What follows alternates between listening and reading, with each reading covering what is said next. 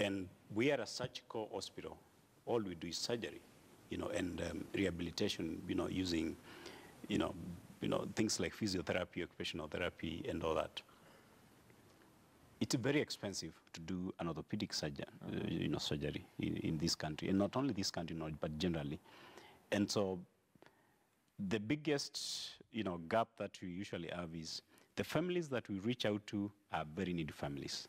In fact, many of them cannot be able to even afford surgery.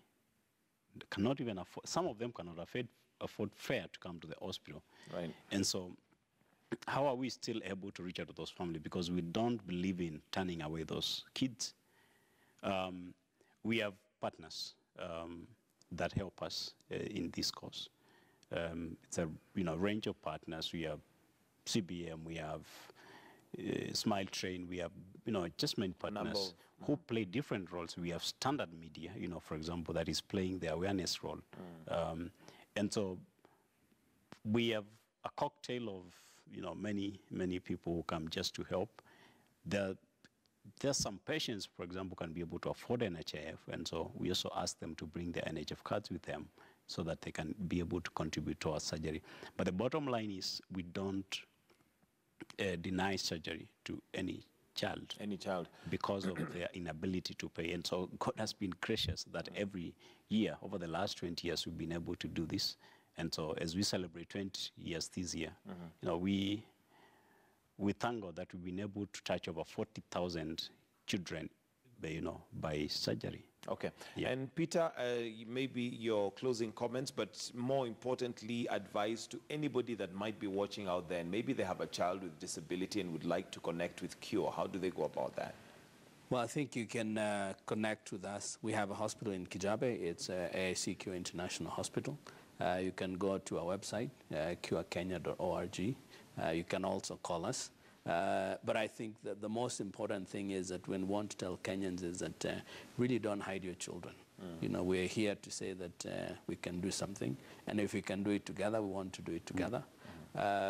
Because, a lot of stories that we hear, children stop going to school because their friends laugh at them. Right. We want to be able to stop that. We want to be able to ask the question, how can we make sure that these children are going back to school and eventually getting employed and really doing what they would love to do. And so if you know any child, please let us know.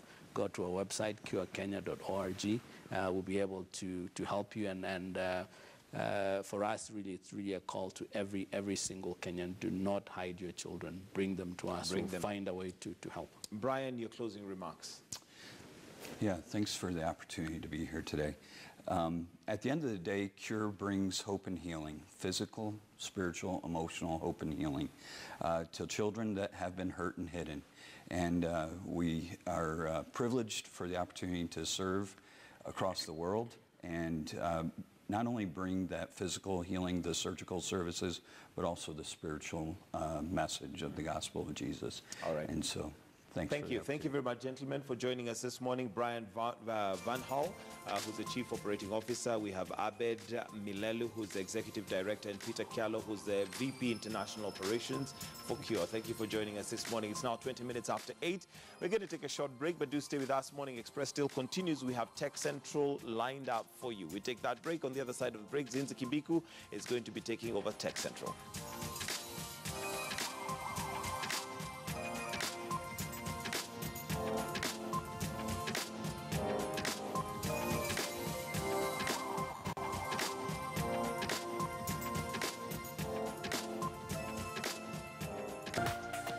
This is KTN News.